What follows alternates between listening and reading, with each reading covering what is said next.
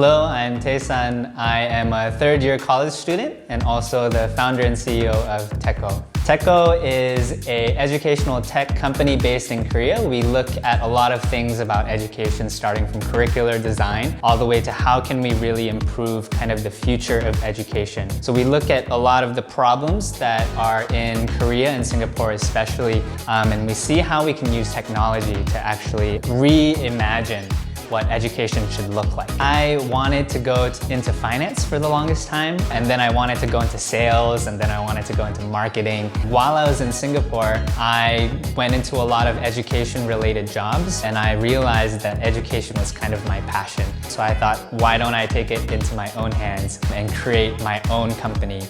And so that's kind of how it all started. Setting up a company in Korea is very bureaucratic and very difficult. So starting from taxes to initial capital, it definitely took a lot of time. I got the initial capital to set up the company via working a bunch of part-time jobs. I worked 7 at one point, during college even. And then I got together 3 people whom I very much trust, and we pulled in some money to create the foundation. From there on, it's really been relying on these connections that we have around us. So we're actually operating in 5 different countries, and we have 54 people on our team right now. Our marketing team is very young and very inexperienced, I would even say. So we use a lot of new social media like Instagram, Facebook. We're trying to get into YouTube, but that's very difficult. Yeah, marketing-wise, it's still an uphill battle. You can't just go out and be like, I want to set up a company, hurrah. You have to go through a bunch of institutions starting from National Tax Service to the Supreme Court, and then register that entity as a tax-paying kind of another entity. And learning about all those and labor laws was definitely the biggest challenge I faced when I first kind of created TECO. We're very much looking forward to being a big player when it comes to this new educational tech realm, especially in the middle school and high school range in Korea. Right now, we're doing a bunch of courses that structure around our study strategies curriculum. How can we take foundational study skills that are often pushed away or often very boring, and how can we make that more intuitive, something that fits for the Korean environment where everyone is very much pushed to go to hagwon when maybe that's not the way forward.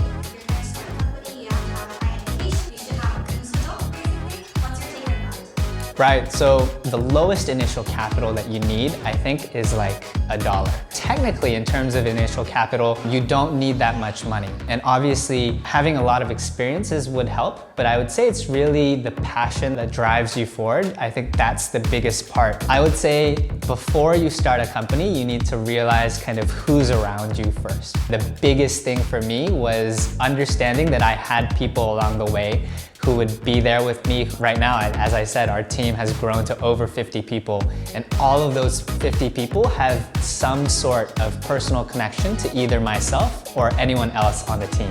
And so that community is very, very important when you're trying to set up a new company. To be a leader, but also not a dictator. And I think that's very difficult to come by. I'm still learning. As a CEO, you want to push kind of the team to make progress, but you also don't want to kind of be like, hey, like, you're not doing any work, like you're fired, right?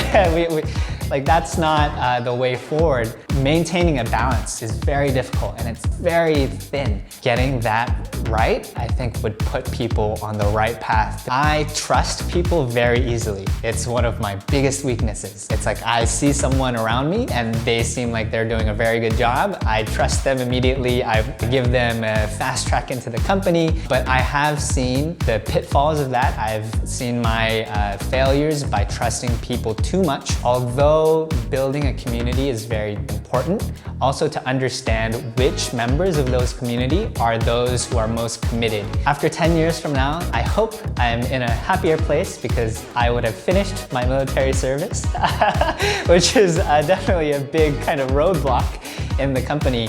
But in terms of TECO and my place in it, I would love to see a future where I'm still in the company, still leading the company, and we've become a name in Korea where if we say TECO, they know what it is and they know what we stand for. And I think it's the best thing that I've ever done so far in my, I guess not that long life, like I'm 22, but I would say it's been the best thing that I've ever done.